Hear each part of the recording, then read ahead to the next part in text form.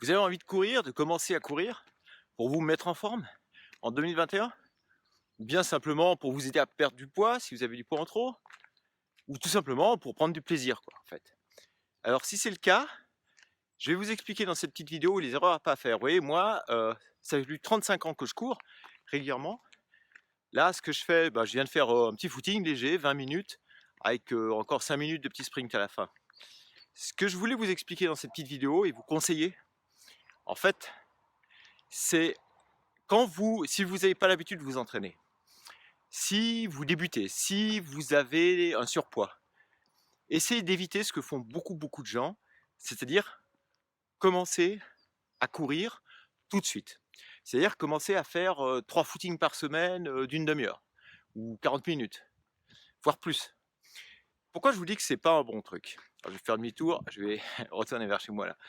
Heu, c'est pas compliqué, c'est que quand vous courez, la course à pied entraîne des chocs, répétitifs. Tout le monde le sait, c'est connu. On à chaque foulée, on développe plusieurs fois sur le sol, plusieurs fois son poids de corps. Donc plus on est lourd, plus ça se répercute. Et puis ce qui se passe, c'est que beaucoup de gens, quand ils sont pas entraînés, ils commencent à courir, ils ont quelques kilos de trop, voire beaucoup trop de kilos de trop, et ils souffrent. Alors déjà, ils souffrent le martyre, donc ils vont se dégoûter très vite, hein. Beaucoup de gens arrêtent, après 1 mois, 2 mois, passé le premier enthousiasme, ça c'est sûr. Et après, il y a aussi autre chose, c'est que ces chocs vont entraîner des inflammations, des micro-inflammations au début et puis plus violentes après sur les tendons, sur les articulations. Donc le truc à pas faire, de tout de suite commencer à courir quand on n'est pas du tout entraîné ou qu'on est en surpoids, à moins d'être vraiment très jeune et là, il faut y aller vraiment mollo. Bon, donc moi personnellement, en plus de, je crois 37-38 ans de course à pied, ce que je peux vous dire, c'est que je me suis blessé plusieurs fois et j'ai pratiquement tous les gens que j'ai connus, qui ont fait, de la course à pied, qui se sont entraînés, qui s'entraînaient souvent, qui étaient des bons coureurs, bah, ils se blessaient. Ils se blessaient, régulièrement, voilà. À un moment donné, ils avaient tous des blessures, fractures de fatigue ou autres, tendinite à répétition et tout. Bon, alors même les bons coureurs, même les coureurs super entraînés, alors des fois ils s'entraînent un petit peu trop, eux. Moi ce que je vous conseillerais vraiment, c'est de ne pas vous dégoûter et d'adapter vos tendons et vos articulations. D'accord? Alors, comment on fait pour ça? On fait comme, j'ai pas fait à certaines périodes de ma vie. En fait, on commence par marcher.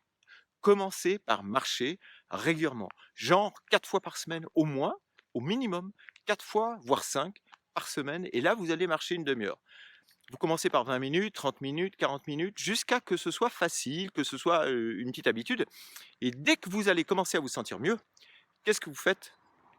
Dès que vous vous sentez mieux, vous commencez par trottiner. Vous trottinez 1 minute, puis vous trottinez 2 minutes peut-être et puis ensuite, vous pouvez encore, prolonger un petit peu la distance, petit à petit. Au bout de 3 mois, qu'est-ce qui va se passer? 2 mois peut-être, ça dépendra. Ah bah, tout d'un coup, ça va aller beaucoup mieux. Vous allez commencer à prendre du plaisir à trottiner pendant 5 minutes, 10 minutes, 15 minutes, voilà et vous allez faire ça en douceur. Voilà. Moi, franchement, c'est le conseil, vraiment le premier conseil que je donnerais à un coureur débutant à l'heure actuelle, surtout à partir d'un certain âge, surtout si vous avez quelques kilos en trop.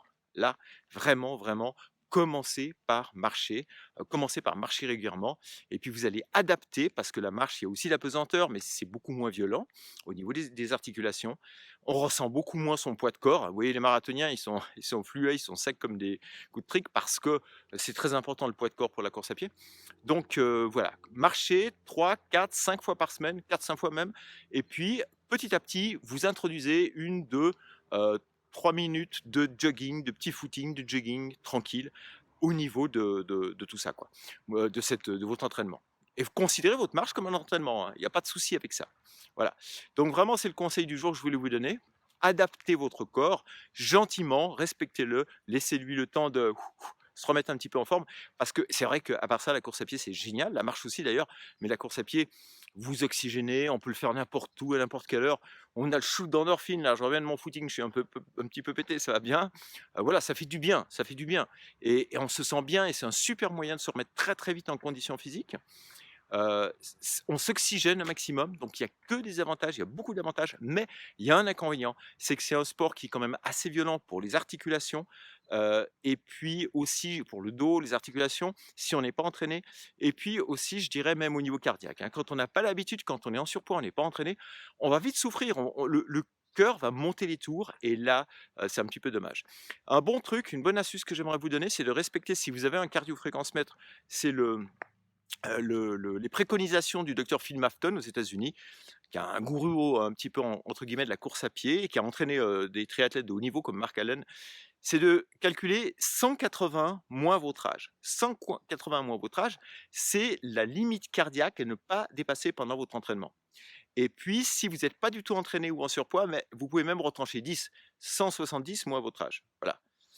Donc du résultat obtenu, ou alors vous faites 180 moins votre âge, par exemple vous avez 40 ans, 180 moins 40, il ne faudra pas dépasser 140 pulsations. Vous êtes en surpoids, pas du tout entraîné, il ne faudra pas dépasser, vous en retirez 10, 130 pulsations. Voilà, ça c'est l'astuce de Mafton et elle est très bonne parce que ça vous permet de démarrer en douceur.